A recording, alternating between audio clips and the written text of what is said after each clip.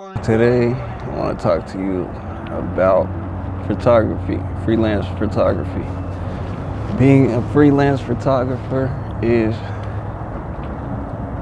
completely doable, but it is tough.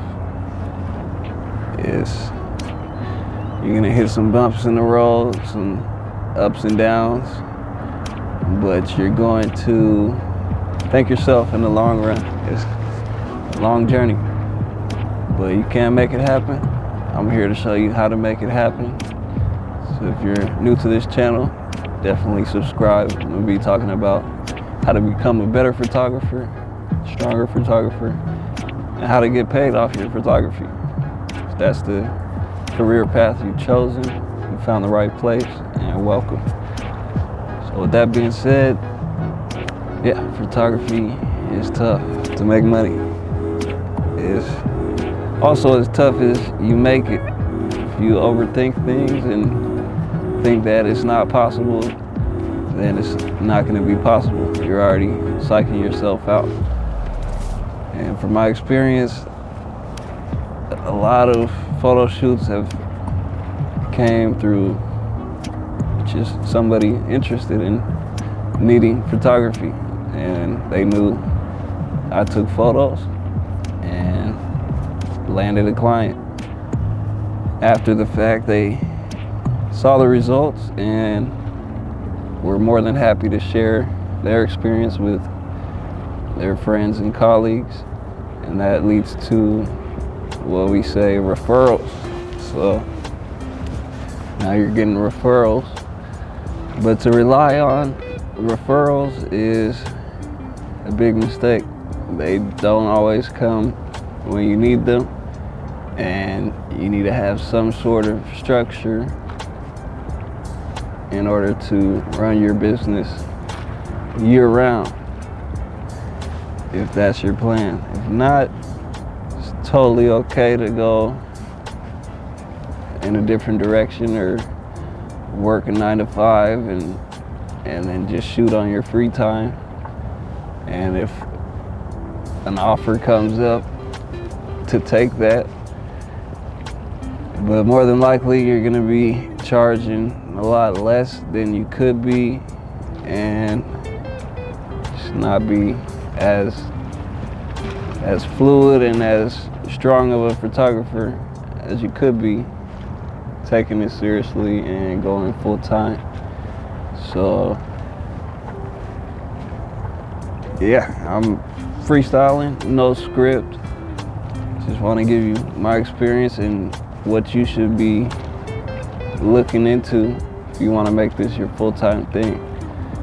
So you need to know what to charge in order to survive, pay your bills, pay your rent, feed yourself.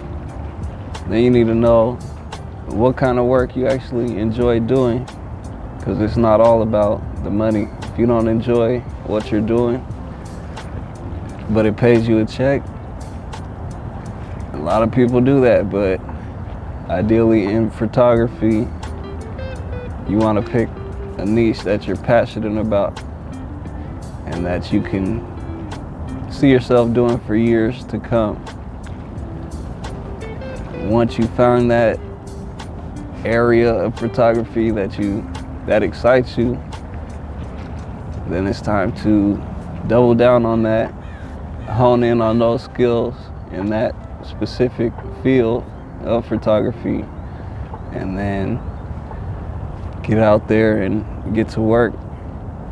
If you don't have jobs right away, it's okay to work at a discount or work for free. Sometimes it's not ideal, especially when you got bills to pay and mouths to feed, but it can help you with your portfolio in that specific genre.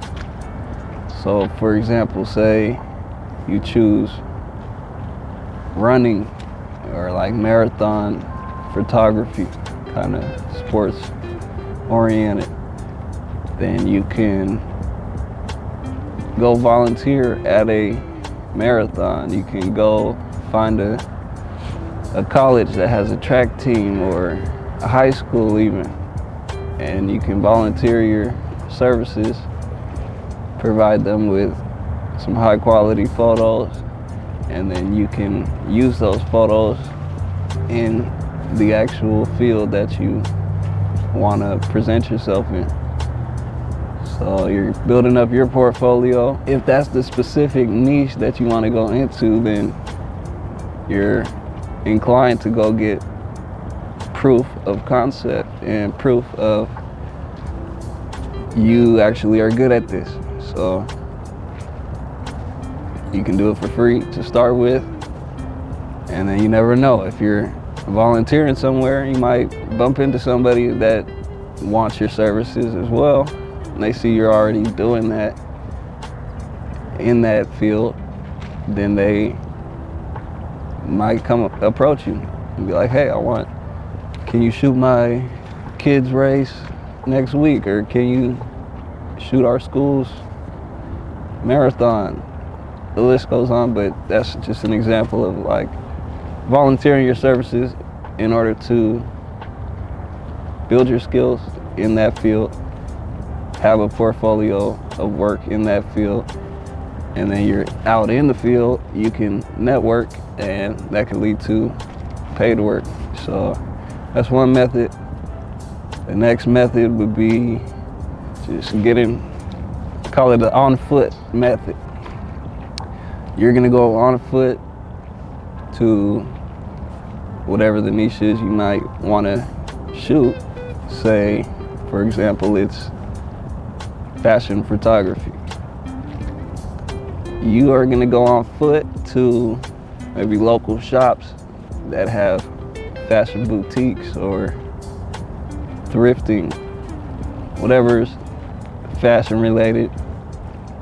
You go in foot, introduce yourself, get to know the manager or the owner preferably, and see if they'd like to work with you. That's another great method.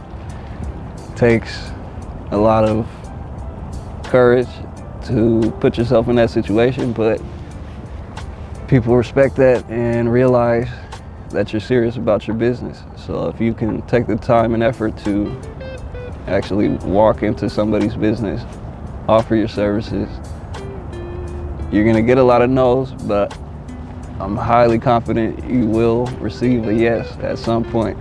That may be after 100 attempts, you might get a yes.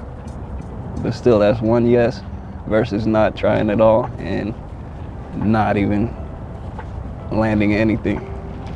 So celebrate the no's, get through those, and you will eventually get to a yes.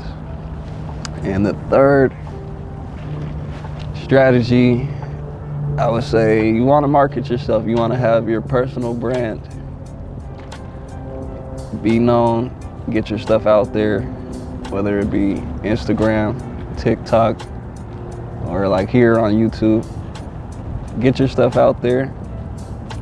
And eventually, when you got money coming in, you can run paid ads if you like. I haven't run paid ads personally, but I feel like once you have a certain amount of money coming in, you can allot a certain amount to paid ads to your specific target clients. So like example earlier, if your specific client would be a track and field oriented business or school, you can target your ads to show up to those kind of potential clients. And that works for any genre, any business. You can set up your ads to where it's going to show up to who you want them to show up to. So yeah, that's the 3 basic techniques I got for you to get started with freelance photography and to start earning money right away. And yeah, if you like this video, make sure you hit the subscribe button. This channel is all about photography, whether that be making money, techniques, skills, and experiences. you like this one, check out this video right up here. And yeah.